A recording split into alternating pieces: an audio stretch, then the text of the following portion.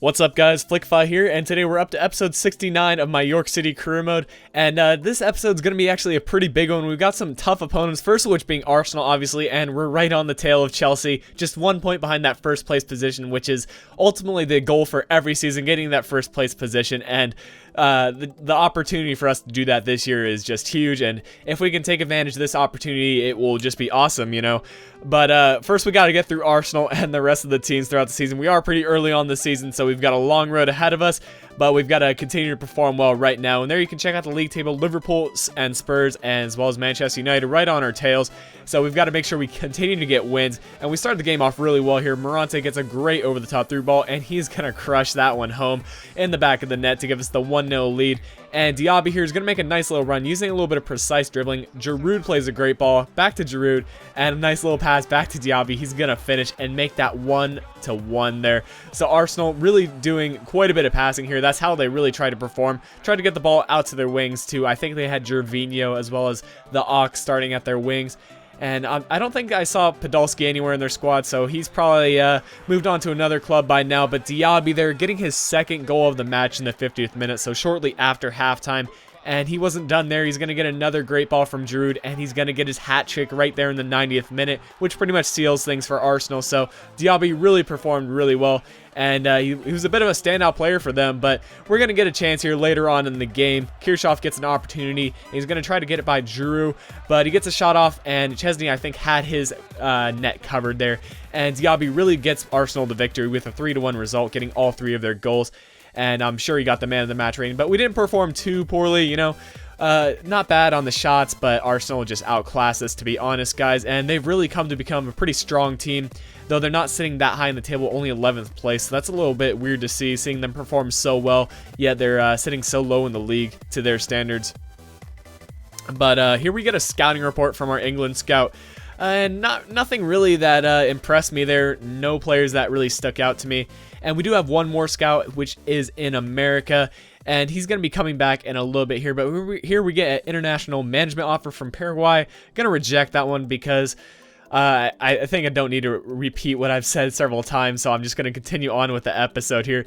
And we go into the next match here against Wigan Athletic, or West Brom actually, not Wigan. But yeah, West Brom also sitting a little bit lower in the league, and they do have a couple decent players. They also did get promoted last season from the Empower Championship, and surprisingly, they don't have Joe starting for them, which is really weird to see, seeing as he was their top goal scorer, and probably the reason they got out of the championship.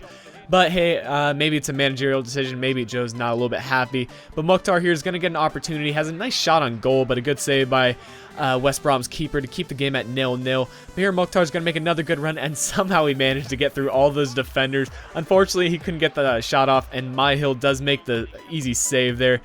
And here, they're going to get on the attack here. Brunt's going to make a great ball into Jakob. Jakob's going to send in a ball, and Joe Jerome makes a good save, but unfortunately, Malumbo cleans things up for him and makes it 1-0 in West Brom's favor. And that's how they're going to score, going to be going into halftime with this home match. So not really how I was happy with this performance so far. You know, it's a home match, and we have to come back from that tough loss against Arsenal. Morante gets a chance here. He's going to find Kirchhoff. Kirchhoff has a go on goal, but that one hits the post and is rapidly cleared out of the penalty box. But here, Morante is going to get another shot off. Chikuchi picks things up off the deflection. Chikuchi is going to look for Morante, and Morante will turn the defender and tie the game up 1-1 with a bit of a strong finish across the keeper. Wasn't really intending to do that, but whatever works, I guess. And here in the 80th minute, we're looking to get another goal. Morante, the playmaker, is going to find Chikuchi, and a really similar goal. Chikuchi's just going to power that one into the back of the net to make it 2-1 in our favor in the 82nd minute. And from here, I pretty much just went ultra defensive and ran out the rest of the clock to get us that victory. So really nice comeback there. Morante performed really well with a 9.6 match rating. So obviously, he's been performing really well, and that's great to see. So here we're going to go into the last match of the episode, and the last match is going to be against Swansea. But before that, we get a scouting report from Robbie Marshall here. Looks to be a pretty decent player, 64 to 88 potential. So we're going to add him to the Youth Academy and offer him a contract. And hopefully he does turn out to be somewhere towards the 88 potential area. If that would be the case, that'd be awesome to see. And I'm actually really surprised we found such a good player in the U.S. I'm not sure if that does make a difference, like if you find better players in certain countries, but if that's the case, then that'd be really cool to see. You never know, maybe the U.S. is making a comeback for their youth academy. But here we go finally into the match against Swansea City, and Swansea is such a difficult team to play against. And I think the reason for that being is because they do really resemble the passing kind of strategic technique, you know, and passing computer is always a difficult opponent. And as resembled right there, you know, Barcos does get the 1-0 lead for them in the 7th minute. Just pretty much that's all they tried to do, just find the right passes, and their possession was just so immense. It was so hard to break them down. And here Lucas is going to get a nice ball. He's going to look for Key in the center, and he does finally play the ball into Key with the cross, but that one is just wide, and Joe Jerome might have had that covered, might not have.